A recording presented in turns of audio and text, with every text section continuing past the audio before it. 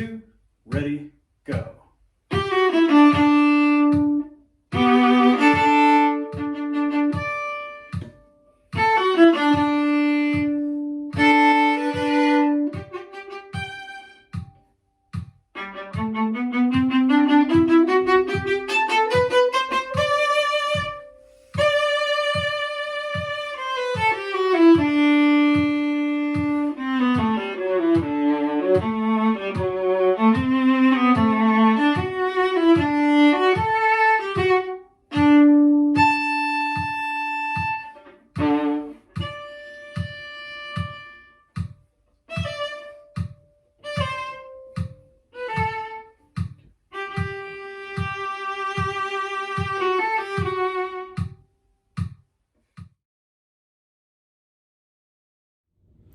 All right, so a couple suggestions on how to make this Fantasy by Dancla really work for you.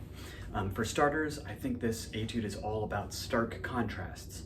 And for me, that's going to be about accentuating the subito dynamics. So the fortes and the pianos needing to sound very different from each other. In addition to that, we've got very different articulation often between the piano dynamic and the forte dynamic. And so I want to know that there are really easy to hear different strokes going on. So the staccato, that dot over the piano notes is really crisp and clear, versus when there is no dot, I'm going to treat that as a legato détaché on the string and have kind of no disagreement about which one you're doing at any time. So very different strokes going on. And in order to accomplish that, it's going to be all about bow distribution.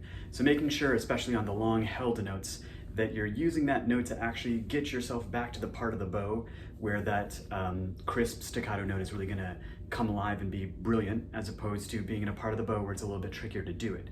So being very intentional about distributing your bow and how you're using it to get yourself to the part of the bow that where certain strokes are gonna work better. Conversely, a détaché might work a little bit further out from the middle. That staccato, that spiccato stroke is gonna be easier below the balance point where it can be nice and controlled.